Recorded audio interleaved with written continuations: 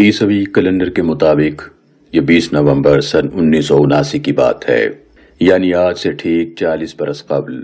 ہجری کیلنڈر کے تحت اس دن نہ صرف سال کا پہلا دن تھا بلکہ نئی صدی کا بھی پہلا دن تھا، یعنی 1400 ہجری کا آغاز ہو گیا تھا۔ نماز فجر کے وقت امام کعبہ شیخ محمد السبیل امامت کروانے کی تیاری کر رہے تھے۔ شیخ سبیل کعبۃ اللہ کے بالکل سامنے کھڑے تھے اور ان کے پیچھے دائروں کی صورت میں تقریباً 50,000 نمازی موجود تھے۔ امام نے معمول کے مطابق نماز ادا کروائی۔ مسجد کی پچھلی صفوں سے کچھ لوگ اپنے کاندھوں پر تابوت اٹھائے آگے کی جانب بڑھ رہے تھے۔ یہ کوئی غیر معمولی بات نہ تھی۔ حج ابھی 20 دن پہلے ختم ہوا تھا اور ابھی لاکھوں حجاج کرام مکہ میں موجود تھے۔ ان میں سے جو بھی فوت ہو جائے اس کے لواحقین کی کوشش ہوتی تھی کہ نماز جنازہ مسجد الحرام میں امام کعبہ کی امامت میں ہی ادا ہو۔ سروں پر سرخ دھاری دار رومال باندھے یہ لوگ انہی کی طرف بڑھتے گئے حتیٰ کہ بالکل قریب پہنچ گئے۔ ان کے آگے آگے میلے کچیلے کپڑوں میں ملبوس الجھی ہوئی داڑھی والا ایک شخص تھا۔ اس نے امام کعبہ کو ایک طرف دھکیل کر ان سے مائک چھین لیا اور مائک اپنے منہ کے قریب لا کر بدوی عربی میں پوری طاقت سے چیخا، برادران اسلام، اللہ اکبر، مہدی کا ظہور ہو گیا ہے۔ اس دوران اس کے ساتھیوں نے اپنے تابوتوں میں چھپی کلاشنکوفیں نکال کر لہرائی اور جوابی نعرے لگانے شروع کر دیے۔ مہدی کا ظہور ہو گیا۔ ہزاروں نمازی پھٹی آنکھوں اور کھلے منہ سے یہ سارا منظر دیکھ رہے تھے۔ ان کی سمجھ میں نہیں آ رہا تھا کہ یہ کیا ہو رہا ہے۔ اسی دوران مسجد الحرام کے در و دیوار فائرنگ کی آواز سے گونج اٹھے۔ سیکیورٹی پر مامور پولیس اہلکاروں نے مزاحمت کی کوشش کی، جن پر ان جنگجوؤں نے گولی چلا دی۔ پولیس والوں کے پاس کوئی اسلحہ نہیں تھا بلکہ صرف ڈنڈے تھے، اس لیے وہ بلا مزاحمت مارے گئے۔ مسجد کے صحن میں سپاہیوں کا خون بہنے لگا۔ گنبدوں اور میناروں پر بسیرا کرنے والے ہزاروں کبوتر بھی بے چین ہو کر ادھر ادھر اڑنے لگے۔ یہ کوئی معمولی بات نہ تھی۔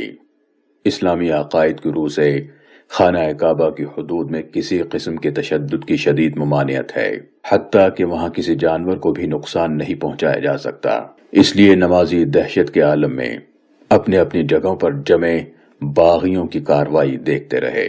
باغیوں کی تعداد 400 کے قریب تھی۔ ان کے کمانڈر جنہوں نے امام سبیل سے مائک چھینا تھا وہ فوجی ڈسپلن سے اپنے ساتھیوں کو ہدایات دینے لگے۔ جنگجو مسجد کے طول و عرض میں پھیل گئے۔ ان میں سے کچھ نے مسجد کے 292 فٹ اونچے میناروں پر چڑھ کر وہاں مشین گنیں نصب کر لیں۔ دوسروں نے مسجد کی دوسری منزل پر کھڑکیوں کے آس پاس پوزیشنیں سنبھال لیں۔ اسی دوران سرغنہ نے نمازیوں کو حکم دیا کہ صحن میں پڑے ہزاروں قالینوں کو گول تہہ کر کے دروازوں کے پیچھے لگا دیں تاکہ باہر سے کوئی زبردستی اندر نہ آ سکے۔ دوسروں کو اسلحے کی نوک پر حکم دیا گیا کہ وہ میناروں پر چڑھ کر نشانچیوں کو پانی، اسلحہ اور دوسرا سامان پہنچائیں۔ کمانڈر کے انداز سے صاف ظاہر ہوتا تھا کہ وہ لمبے مقابلے کی تیاری کر رہے ہیں۔ یہ کمانڈر 43 سالہ جہیمان تھا۔ جہیمان بن محمد بن سیف العتیبی سن 1930 کی دہائی میں نجد کے علاقے میں پیدا ہوا۔ کہا جاتا ہے کہ وہ بچپن میں بہت بد مزاج تھا اور بہت رویا کرتا تھا، اس لیے اس کا نام جہیمان رکھ دیا گیا، جس کا مطلب ہے منہ بگاڑنے والا۔ جہیمان نے ابتدا ہی میں سکول چھوڑ دیا تھا اور اس کے بعد کبھی تعلیم مکمل نہ کر سکا۔ کچھ لوگوں کے مطابق اسے لکھنا نہیں آتا تھا، بلکہ وہ کلاسیکی عربی بھی اچھی طرح نہیں جانتا تھا۔ اس نے نیم فوجی ادارے نیشنل گارڈ میں شمولیت اختیار کی اور 18 سال تک اس کا ملازم رہا، لیکن اس کے ذہن میں کچھ اور چل رہا تھا۔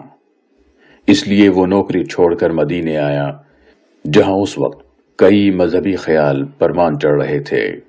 جہیمان کے ساتھیوں میں سے کئی ایسے تھے جنہوں نے خانہ کعبہ میں تعلیم پائی تھی اور وہ اس کے چپے چپے سے واقف تھے، اس لیے انہیں پوری عمارت کو مکمل طور پر کنٹرول حاصل کرنے میں زیادہ وقت نہیں لگا۔ جہیمان نے میناروں پر نصب نشانچیوں کو حکم دے رکھا تھا کہ تمہیں دور دور تک جو بھی سپاہی نظر آئے اسے بلا تعامل گولی سے اڑا دو، کیونکہ وہ تمہیں قتل کرنے کے در پہ ہے۔ وہاں عورتوں، بچوں اور بزرگوں کی بڑی تعداد موجود تھی۔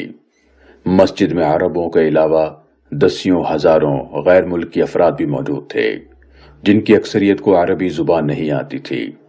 انہوں نے سرگوشیوں میں ایک دوسرے سے پوچھنا شروع کر دیا کہ یہاں کیا ہو رہا ہے۔ اس دوران قحطانی کے بڑے بھائی، جس کی عربی بہت فصیح تھی، اس نے مسجد کے مرکزی لاؤڈ سپیکر سے تقریر شروع کر دی۔ مکے کے باسیوں کو پہلے تو سمجھ ہی نہیں آئی کہ خانہ کعبہ میں آخر ہوا کیا ہے۔ پولیس کے موقع پر پہنچتے پہنچتے سورج طلوع ہو گیا۔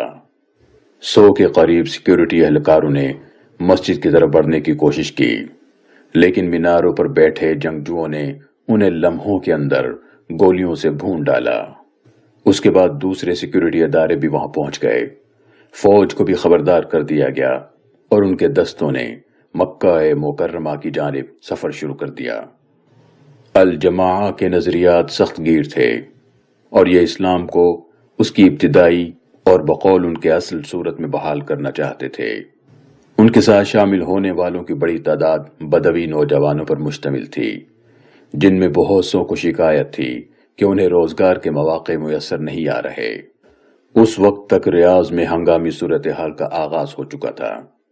شاہ خالد نے فوری طور پر مشیروں کو طلب کر لیا اور اس عجیب و غریب صورتحال سے نمٹنے کے طریقوں پر غور شروع کر دیا۔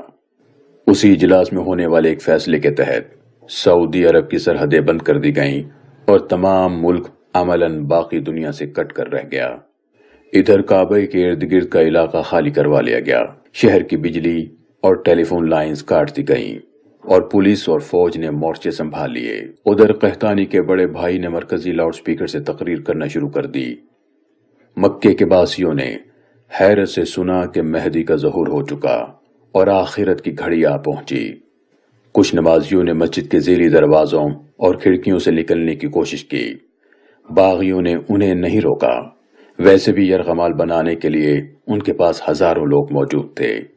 امام الشیخ سبیل نے اپنا جبہ اتار کر پھینک دیا اور لوگوں کے مجمع میں گھل مل گئے تاکہ انہیں پہچانا نہ جا سکے۔ امام کعبہ ان میں جا ملے۔ جنگجوؤں نے انہیں دیکھا مگر روکنے کی کوشش نہ کی اور یوں امام وہاں سے صحیح سلامت نکلنے میں کامیاب ہو گئے۔ جو جو دن نکلتا جا رہا تھا، اس واقعے کی سنگینی کھل کر سامنے آ رہی تھی۔ ایک تو یہ معلوم نہیں تھا کہ باغیوں کی کل تعداد کتنی ہے، ان کے پاس کس قسم کا اسلحہ ہے، خوراک کتنی ہے، اور یہ کہ مسجد میں کتنے یرغمال موجود ہیں۔ دوسرا بڑا مسئلہ یہ تھا کہ خانہ کعبہ پر چڑھائی کرنا کوئی معمولی بات نہ تھی۔ وہاں پودا تک اکھاڑنے کی اجازت نہیں تھی اور یہ ممانعت ایام جاہلیت سے چلی آ رہی تھی۔ جنگجوؤں کے خلاف کسی قسم کی کارروائی سے قبل علماء سے اجازت لینا ضروری تھا۔ حکمرانوں کو خدشہ تھا کہ اگر وہاں قتل و غارت ہوئی تو کہیں انہیں عوام اور مذہبی طبقے کے غیظ و غضب کا سامنا نہ کرنا پڑے۔ آخر شاہ خالد شیخ عبدالعزیز بن باز سے ملے۔ شیخ کی عمر اس وقت 70 برس تھی اور وہ بینائی سے محروم ہو چکے تھے۔ امام کعبہ الشیخ سبیل بھی باغیوں کے چنگل سے نکل آئے اور علماء کی کمیٹی میں شامل ہو چکے تھے۔ انہوں نے دوسرے علماء کے ساتھ فتویٰ دے دیا۔ خانہ کعبہ کو چھڑوانے کے لیے فوجی کارروائی جائز قرار پائی۔ فوجیوں نے گرین سگنل ملنے کے بعد مختلف حکمت عملیوں پر کام شروع کیا۔ انہوں نے 3 اطراف سے حملہ کیا، لیکن جنگجوؤں کی عمدہ پوزیشن اور ڈسپلن کی وجہ سے بھاری نقصان اٹھا کر پسپا ہونے پر مجبور ہوئے۔ اس کے بعد ہیلی کاپٹر سے فوجیوں کو مسجد کے اندر اتارنے کی کوشش کی گئی، لیکن جنگجوؤں نے انہیں چھت پر اترنے سے پہلے ہی فضا ہی میں بھون ڈالا۔ اسی دوران کسی کو بن لادن گروپ کا خیال آیا۔ وہ چونکہ مسجد کی توسیع کا کام کر رہے تھے، اس لیے ان کے پاس تفصیلی نقشے موجود تھے۔ اسامہ بن لادن کے بڑے بھائی سالم بن لادن نے مسجد کے بارے میں معلومات فراہم کرنے میں اہم کردار ادا کیا۔ اب معاملے کی سنگینی کھل کر سامنے آئی۔ مسجد الحرام کے اندر طویل راہداریوں، دالانوں، صحنوں، تہہ خانوں اور سرنگوں کا جال بچھا ہوا تھا، اس لیے براہ راست کارروائی سے ہزاروں لوگوں کے نقصان کا اندیشہ تھا اور کامیابی پھر بھی مشکل دکھائی دیتی تھی۔ ادھر جوہیمان اور اس کے ساتھیوں کی جانب سے مسجد کے لاؤڈ سپیکر سے تقریروں کا سلسلہ جاری تھا۔ اب انہوں نے اپنے مطالبات پیش کرنا شروع کر دیے، جن کا لب لباب یہ تھا کہ مغربی ممالک سے رابطے توڑ دیے جائیں، حکومت کا تختہ الٹ دیا جائے، امریکہ کو تیل کی فراہمی روک دی جائے اور تمام بیرونی شہریوں کو ملک سے نکال دیا جائے۔ چوتھے روز سیکیورٹی فورسز کے اہلکار مسجد کی کچھ دیواروں میں سوراخ کر کے اندر گھس گئے اور چند حصوں پر کنٹرول حاصل کر لیا، لیکن یرغمالیوں کی بڑی تعداد اب بھی جنگجوؤں کے قبضے میں تھی۔ باغی عورتیں اپنے مردہ ساتھیوں کے چہرے مسخ کر دیتی تھیں تاکہ ان کی شناخت نہ ہو سکے۔ اسی دوران مبینہ امام مہدی قحطانی بھی مارا گیا اور اس کی لاش اس حالت میں سیکیورٹی حکام کے قبضے میں آ گئی کہ اس کا چہرہ سلامت رہ گیا۔ اس سے بعد جنگجو سکتے میں آ گئے، اگر امام مہدی مارے گئے ہیں تو دنیا پر غلبہ کون پائے گا اور بقیہ بشارتیں کیسے پوری ہوں گی؟ البتہ جوہیمان نے سر توڑ کوشش کی کہ قحطانی کی موت کی خبر کو کسی نہ کسی طرح دبا دیا جائے۔ ادھر فوجی دماغ سر جوڑے بیٹھے تھے کہ باغیوں سے خانہ خدا کو کس طرح آزاد کروایا جائے۔ کسی نے منصوبہ پیش کیا کہ سرنگوں میں پانی چھوڑ دیا جائے اور پھر اس پانی میں بجلی چھوڑ دی جائے۔ دلچسپ بات یہ ہے کہ پاکستان میں بہت سے لوگ یہ سمجھتے ہیں کہ اس منصوبے پر عمل ہوا تھا اور اسی طریقے سے باغیوں پر قابو پایا گیا تھا، لیکن حقیقت یہ ہے کہ یہ منصوبہ رد کر دیا گیا تھا، کیونکہ ایک تو مکہ مکرمہ میں پانی ہی اتنا نہ تھا کہ دنیا کی سب سے بڑی مسجد کو بھرا جا سکے، دوسرے اس میں یرغمالیوں کی بڑے پیمانے پر ہلاکتوں کا اندیشہ تھا۔ جب سعودی حکام عاجز آ گئے تو انہوں نے فیصلہ کیا کہ بیرونی مدد حاصل کی جائے۔ اس وقت فرانسیسی سیکرٹ سروس کے سربراہ کاؤنٹ کلاؤد الیگزینڈر مارنیشے تھے۔ فرانسیسی حکومت کے ذریعے ان سے رابطہ کیا گیا تو انہوں نے تجویز پیش کی کہ کعبے کے اندر گیس چھوڑ دی جائے جس سے باغی بے ہوش ہو جائیں۔ اس مقصد کی خاطر فرانسیسی خفیہ ادارے GIGN کے 3 کمانڈوز کو ہنگامی بنیادوں پر سعودی عرب روانہ کیا گیا، لیکن یہاں ایک مسئلہ درپیش تھا کہ سعودی قانون کی روح سے حجاز کی حدود میں کوئی غیر مسلم داخل نہیں ہو سکتا تھا۔ چنانچہ پہلے ان تینوں کو عارضی طور پر کلمہ پڑھوایا گیا اور پھر مکہ پہنچا دیا گیا۔ انہوں نے اپنا کام فوراً شروع کر دیا، لیکن مسئلہ یہ تھا کہ مسجد اتنی بڑی تھی اور اس کے بہت سے حصے کھلے تھے، اس لیے گیس کا خاطر خواہ اثر نہ ہوا۔ لیکن اسی دوران سعودی حکام نے دوسرا آپریشن شروع کر رکھا تھا۔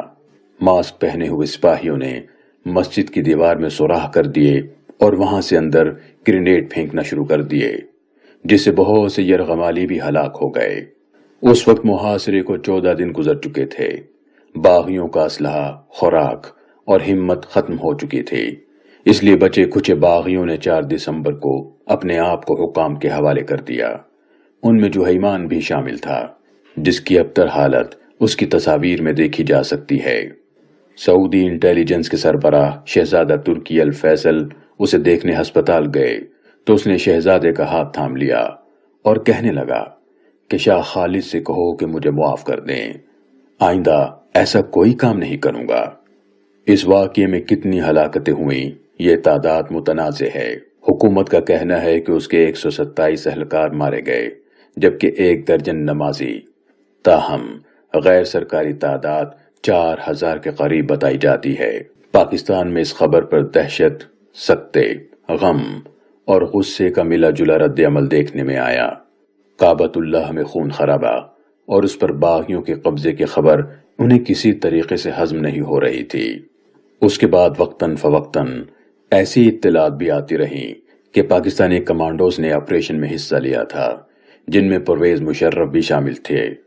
سن 2016 میں ایک نجی چینل کے اینکر جاوید چودھری کے پروگرام میں پاکستانی سیاستدان خورشید محمود قصوری نے بھی اسی قسم کا دعویٰ کیا، لیکن اسی پروگرام میں بریگیڈیئر جاوید حسین نے فون کر کے کہا کہ یہ بات بالکل غلط ہے، کسی پاکستانی کمانڈو نے اس آپریشن میں حصہ نہیں لیا۔